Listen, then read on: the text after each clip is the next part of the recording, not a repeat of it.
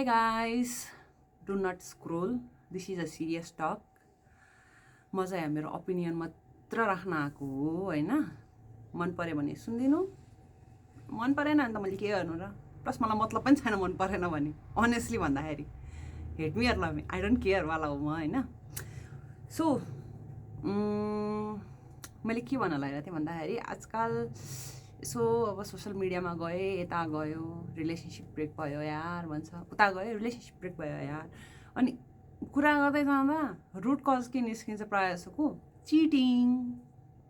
What is cheating? सबैको लागि different हुनसक्छ चिटिङ भने के हो भनेर. Okay I understand. कसैलाई अब आफ्नो बोयफ्रेन्डले अरूलाई टेक्स्ट गरिदियो that is also cheating. Fine, ठिक छ, मैले माने. हुनसक्छ कसैको लागि, मेरो लागि होइन त्यो कुरा होइन, अरूको लागि हुनसक्छ. मैले चाहिँ अब मेन पोइन्टमा जाउँ है त. चिटिङ पनि दुई टाइपको हुन्छ कि. एउटा हुन्छ physical cheating, we all know about it. कतिजनाको त एक्सपिरियन्सै छ, दे बिन थ्रु द्याट. अनि हुन्छ इमोसनल चिटिङ, प्रायः जसो मान्छेहरूको भइरहेको हुन्छ but they don't realise it. So let's talk about emotional cheating. What exactly is emotional cheating ta?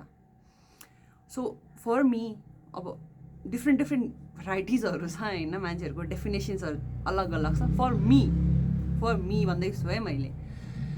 मेरो लागि चाहिँ इमोसनल चिटिङ भनेको चाहिँ के हो भन्दाखेरि तपाई र तपाईको पार्टनर एउटा रिलेसनशिपमा हुनुहुन्छ हैन, बट तपाईको पार्टनरले अरू कुनै मान्छेसँग, नट यु बट अरूसँग गएर इमोसनली कनेक्ट हुन्छ, बिल्ड हुन्छ.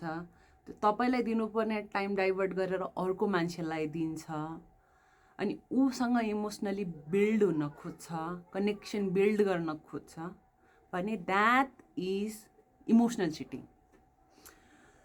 अनि एउटा कुरा चिटिङको बारेमा वी अल नो हैन, बट हामीले सधैँ बिर्सिने कुरा के हो भन्दाखेरि cheating is never loud.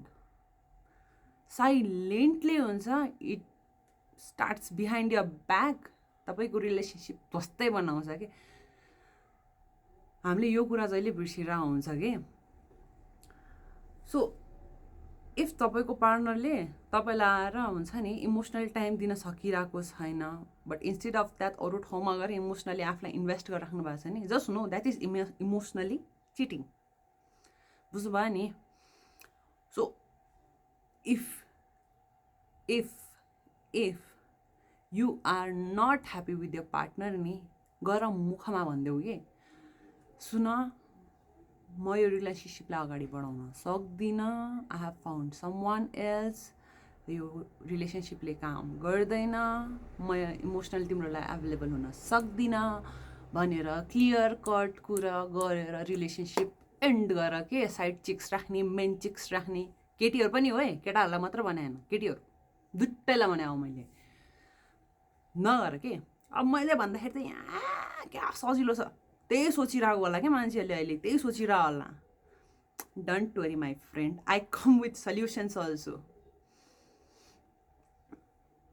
Moving on is also hard. त्यसको पनि मसँग सल्युसन छ. ओके, त्यसको म पछि भिडियो बनाउँछु. त्यसको लागि मलाई फलो गर्न जरुरी छ. मन छैन भने नगर्दा पनि हुन्छ. I don't even care.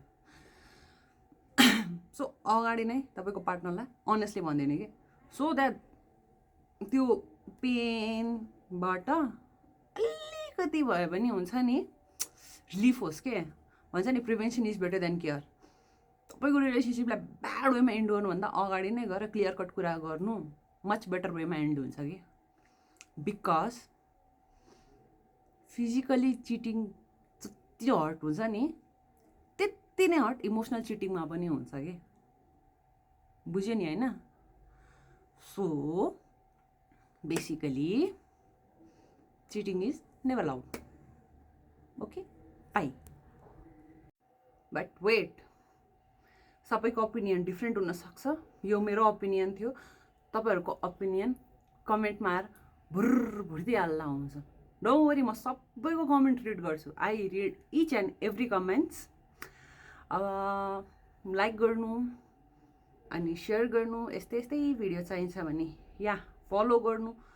अनि रिगार्डिङ एनी टपिक तपाईँहरूलाई कुनै पनि टपिकको बारेमा केही भिडियो चाहिन्छ भने, यो नाच्न र गाउन चाहिँ नलगाउनु, त्यो मलाई आउँदा पनि आउँदैन, म नाच्ने गाउने मान्छे होइन होइन।